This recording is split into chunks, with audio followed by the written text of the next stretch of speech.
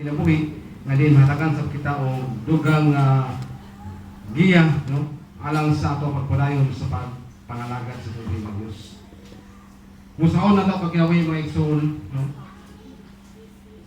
kung namo kita isalig pawalita sa Ginoo.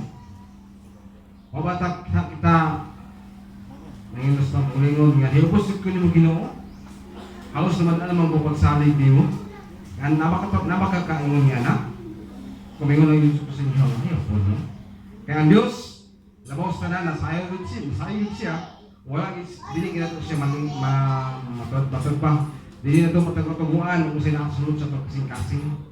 Iya gayud na siyang mahibaw-an sa unsa ang gibati karon, no? Namang iti mga kabalaka pa may tungod sa tugma. Namang iti mga taguan nga mga sigat kay makasilo sa imong pamilya o sa imong mahal sa kinabuhi, yang karon na ba kay sibok naton siguro karon sa adlaw ang isa ulo ng kiningon nga Mother's Day. Salamatan nato ang ato mga asawa nga sabi ang asawa kung gamit na po ang mga kay naghanbot ang mga bana, no?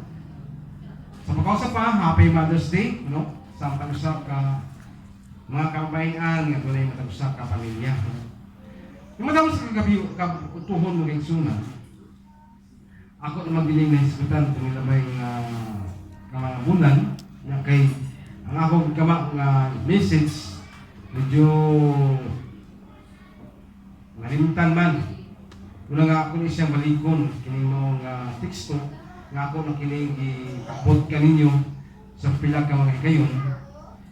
Kining makita kini siya sa basa man kay ganina, no?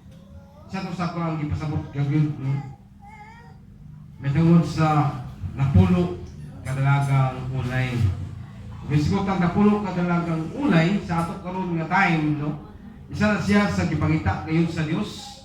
Nya sa napulo kadalagang ulay, dili tanan sila makatawag nga putri, no? Dunay lima, napoy lima nga matawag nato sila nga moles, no? Buang-buang.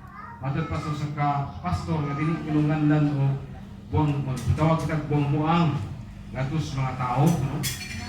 Kung nga okay pod, no? Pero ang Biblia nagsulti man gayud nga dunay maayo at dunay mga tao nga buang-buang pod. Una nga sa ato karon nga pagpalayon ni pag-iskot pag-igsoon gibasa man tungod kanina. Ato isang magpanumdum ta karon ay mitungod sa kay paghari kan Jesus Christ. Mingon ka sa imong kinabuhi, naghari na ba si Jesus Christ karon, no? Kay ang mga tao karon ang mga lagad siguro mingon nga wala pa maghari si Jesus Christ karon, no? Pero nuloy mo igsuonan nga ikaw mo igsuon karon. Iyan na ni Kristo.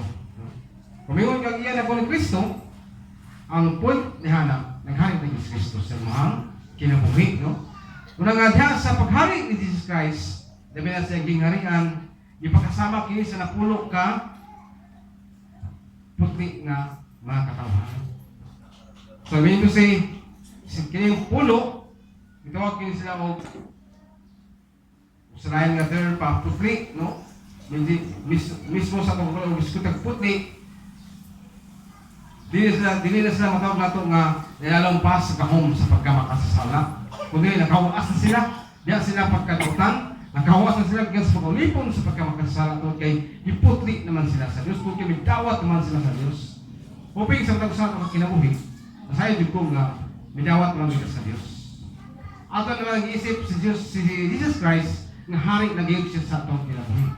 Mahinduman nato ng kaigsunan nga kining ato ang kinabuhi karon ingon nga naa diha kang Kristo. Iyan lagi kang mga katawhan lagi usaban pa sa term pa kaning gisala pagita, no? Sa atong pagsala niya isultihan ta kun sa ta may sama, no? Wala nga diha sa pagpangalagan nato sa Ginoo ingon nga si Kristo na ang atong hari sa atong kinabuhi. Kinanta gayud sa Dios, no? Mikinhalan gayud nga may sama kita. Dili sa napulo kadalagang ulay kun dili may sama gayud kita. Katong lima nga kimutan sa Ginoo ug iyang ingnan nga ikaw o kamo ang ipakasama ko kamo. Ingon nga ako mga piniling katawhan sa Ginoo. Busa ka ang lima, no? Kay pulo man to ka mga dalagang ulay. Yan doon na may lima, doon na po lima ang